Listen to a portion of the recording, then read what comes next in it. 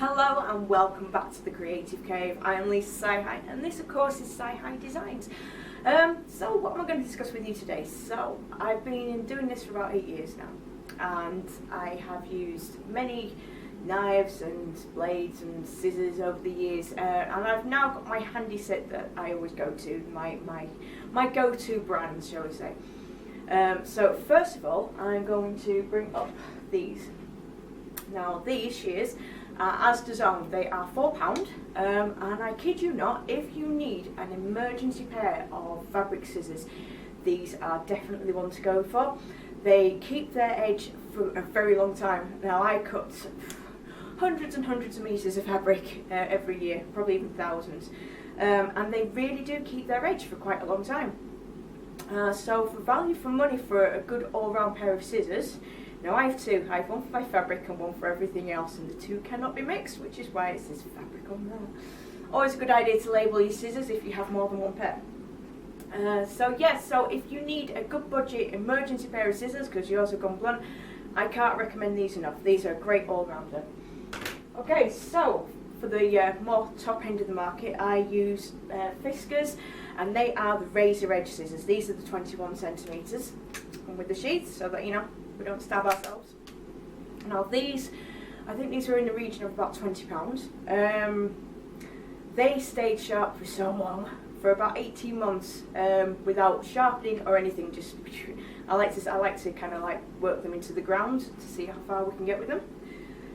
So yeah, I cut so much fabric with these, but they went from being razor sharp to not very sharp at all, literally in the space of a week.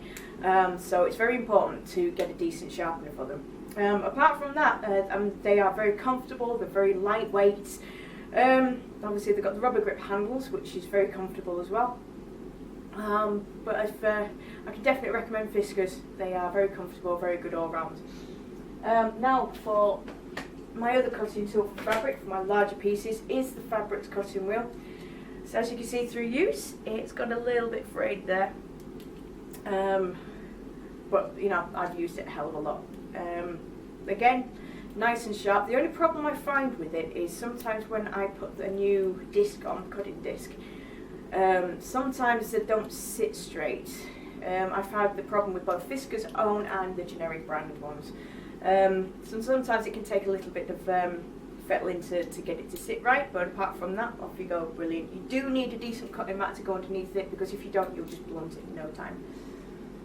Right, what else have we got? This is the latest addition to my bit of kit, because I've gone through loads. So first of all, I will say Asda it's a knife sharpener and scissor sharpener. If you're buying it for the scissor sharpener, I have to not recommend it, because all it seems to do is blunt your scissors. Because of the shape of it, I can understand where they've tried to make it very universal, but they've made it to the point where it is useless, because you can't keep the blade stable enough. This little keyring here, this one is the Sew Sharp compact scissor sharpener from Fiskars. It has a ceramic pin there for your scissors to go on, obviously a nice even surface to put your blades against. That had my scissors sharp in 30 seconds. So these ones that I had used to bluntness, got them razor sharp within a minute with this. This is absolutely fantastic. You can get desk varieties of them. I've gone through several scissor sharpeners.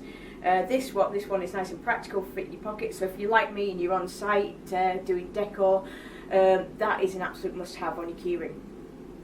Right, what else have we got? So, last but not least, I've used several scalpel blades over the years, and cutting blades for when I cut my templates out, and the most comfortable I've found to now is, and good value for money, is a brand called Make. See, it's a lovely colour. We like the colour turquoise. We like bright things, because anything black or silver in my studio I just cannot see ever. So these, very easy to change all the blades in, very comfortable to use, obviously very easy to change the blades. If you've not changed them before and you're useless at changing them, you should not be holding a knife in your hand. So my next thing to do is go through embroidery scissors. Now embroidery is one of the latest things I have in my kit of things that I can do. So I'm going to go through different embroidery blades from the cheap end of the market to the upper end of the market. I have no doubt I will probably end up with Fiskars.